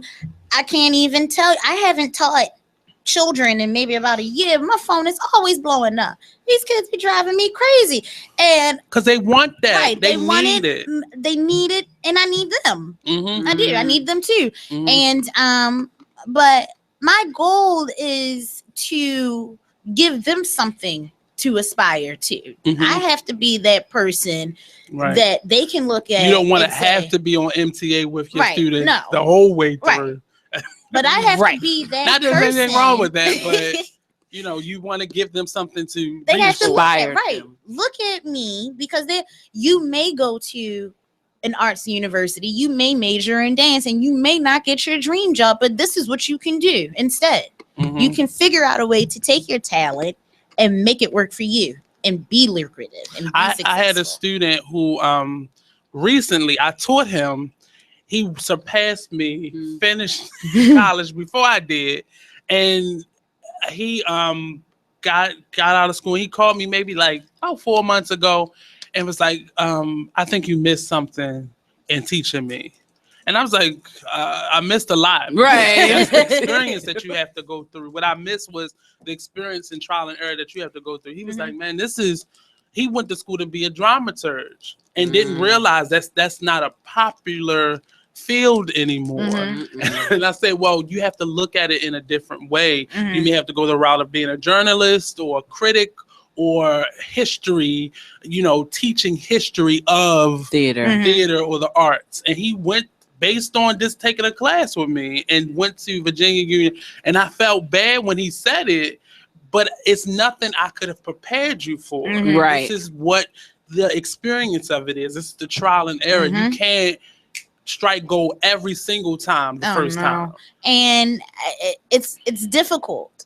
But I mean, now since I'm making noise, since I'm shaking shit up, And people know who I am now. Now people want to start reaching out to me. Oh, Everybody want wants help. me. Oh, Right. oh. Everybody wants, because they see the likes, they see Right. your name being put places, they see you where you aren't, and it's crazy because that's when people take you seriously. Right. That's when people want to invest in you when they see you've made it. And it's sad that people got to see the train taking off before they want to get on. on. Well, Right. baby, you should have got on You back shoulda then. got- Right. Because I'm bringing my people with me.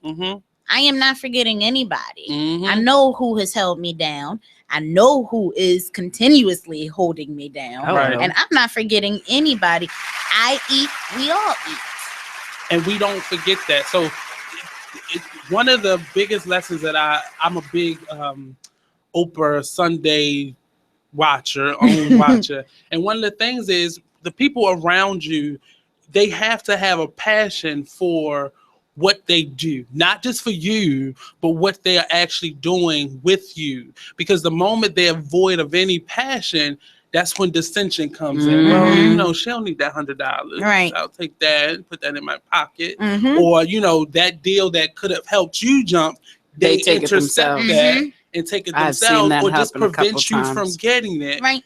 And not understanding because they've lost a void of any talent, or not talent, but passion for what they do. A person with passion will do something for free only because they know they're being a blessing to you, and they'll continue doing it with the idea of, if she's good, we all gonna be good. Right. So let me help her get to that point. Right. And that's something that I've always been and had in me. And I don't know, honestly, I know my mom had it in her and a lot of my teachers growing up, but to have it yourself, I don't know when that came into me and then started doing. I just remember just always doing that.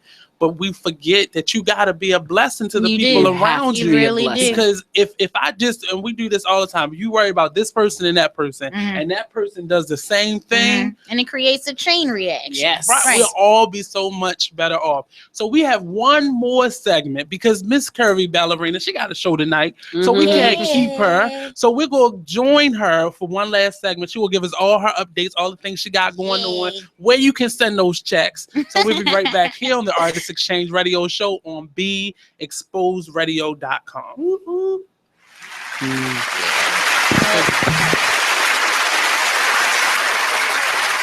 Check out this flashback of the Artist Exchange Radio Show on BExposedRadio.com.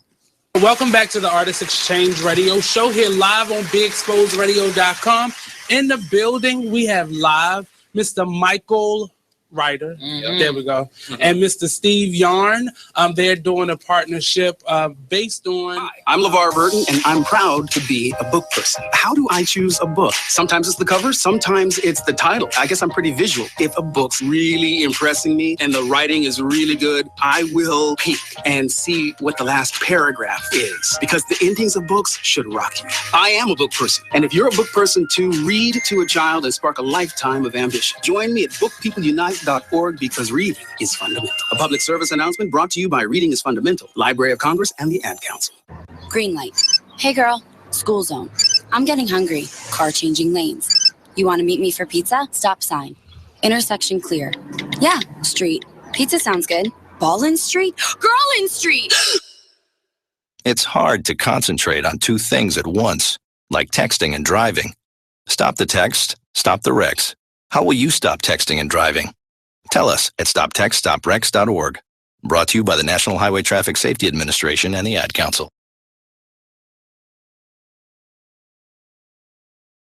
The Fashion Umbrella Foundation is proud to announce the Educational Honors. The Foundation is a grassroots organization that champions inner-city youth by providing educational opportunities and resources to engage youth in the arts and STEM.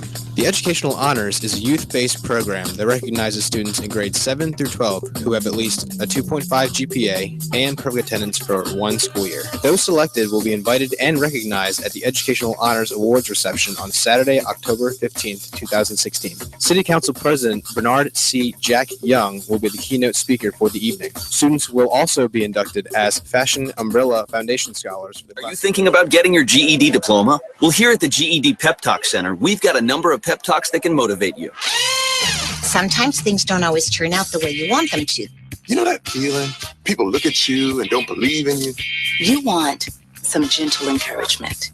Then you're on your way to your GED diploma and a better life. But I know you're probably just a little bit nervous. You can find it in yourself to take that first step. You can improve your future. You can do this. I know you can. You need to start pushing yourself. Now get your game face on and take the first step towards a better life. Hurry up. Don't make me repeat myself. Whatever level of motivation you need to get your GED diploma, we've got a pep talk that's right for you.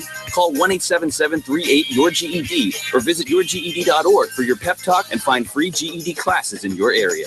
GED is a registered trademark of the American Council on Education, brought to you by Dollar General Literacy Foundation and the Ad Council. When you were a little kid and you thought about what you wanted to be, teaching was at the top of your list. But things changed. And as you got older, teaching didn't seem You are listening to BeExposedRadio.com.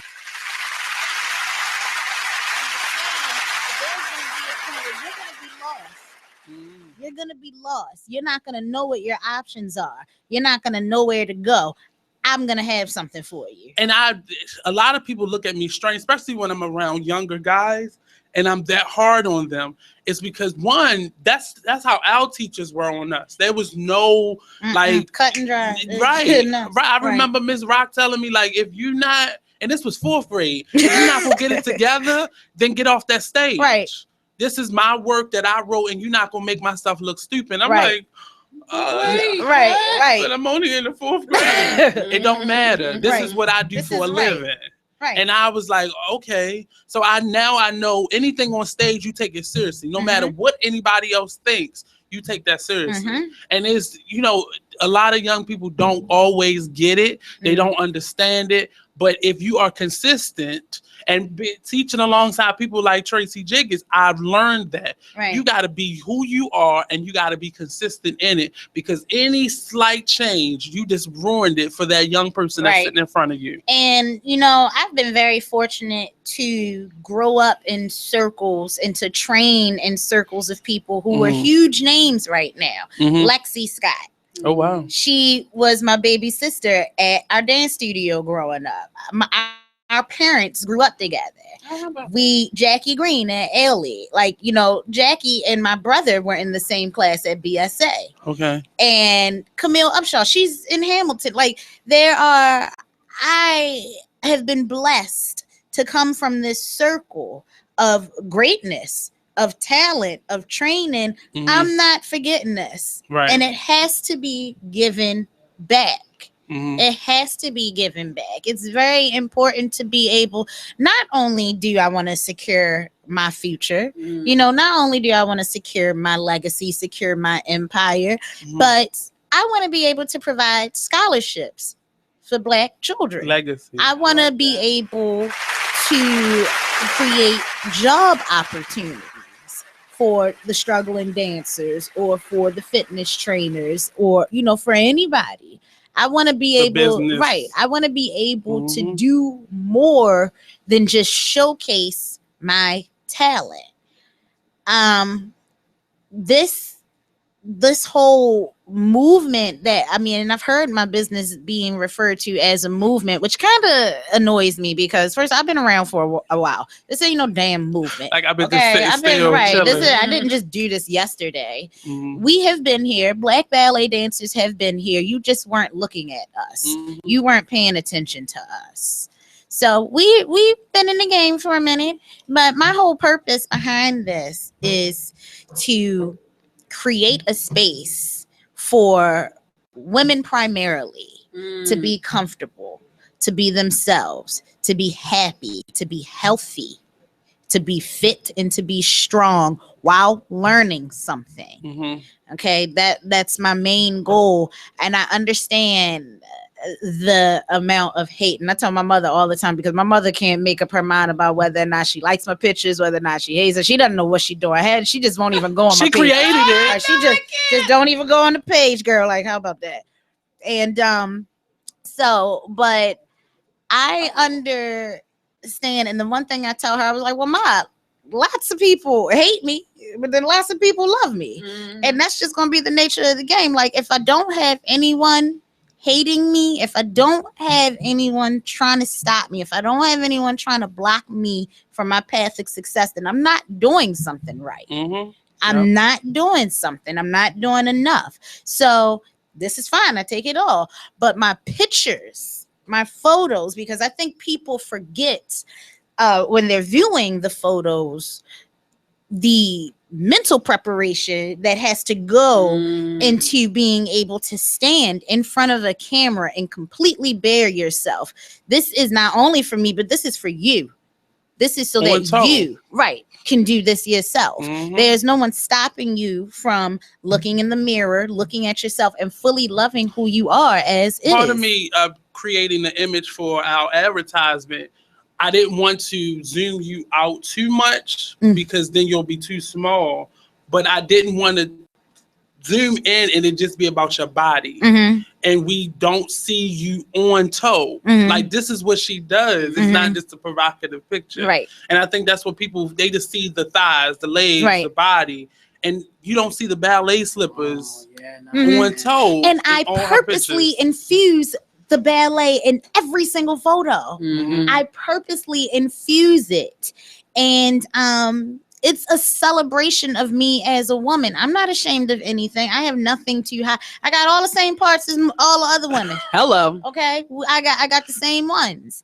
I just understand that I am being brave for a woman who can't be brave for herself. I understand that. So I know what my mission is. And you can block me, you can report me, you can delete me, you can get my page shut down all you want. I'm not going nowhere because guess what? I got my own website and I can put my shit up on there. So, you know, so you can come visit me there whenever you want. But, you know, my mission goes beyond me creating explicit, sinewy images. So real quick, give us where we can find you at on social media again and any events that you may have coming up. We got a minute and a half. Ooh, okay. So you can find me on Instagram under CurvyBallerina. I'm on Facebook as Tyde-Courtney CurvyBallerina, and my business page is Ballet After Dark LLC on Facebook. Website is The Ballet After Dark, one word, .wix.com/ballet after dark. As far as performances go, I am booked actually to go to Atlanta next month to perform at a women's entrepreneurship conference. Woo woo. And that's an annual conference. That's an annual conference, yeah. And I'm actually going to be doing some independent projects. My calendar is off the hook. Well, share that. Continue to share who you are and what you do. Thank I'll continue to approve every single one of them in the Artist Exchange I group. appreciate your and support. Definitely keep on sending us the information. And we're going to get you back on here. And we're going to do a whole roster of the shows for you because you fit into each one of our programs. So I definitely want to continue to give you the kudos that you do deserve as a young Black artist, entrepreneur, health expert that you are. So definitely much kudos to you. Thank you for coming on. And we're going to get you back on. Please, as soon as I got shit to say. That has been the Curvy Ballerina with myself, Nate, the host, and my co-host, Miss Big. Well, I said Miss Big. Big Mama Ama. I'm trying to be respectful. Here on the Artist Exchange Radio Show. Coming up, premiering tonight. It is what it is. I don't know what these people are going to do. I'm nervous for them, but I know they're going to give you something awesome. So tune in. Don't go anywhere. Stay tuned for Is What It Is on BeExposedRadio.com. Yes. Check out this flashback of the Artist Exchange Radio Show on BeExposedRadio.com. Joining us right now is Mr. Antonio Long. He was one of our first See Baltimore artists.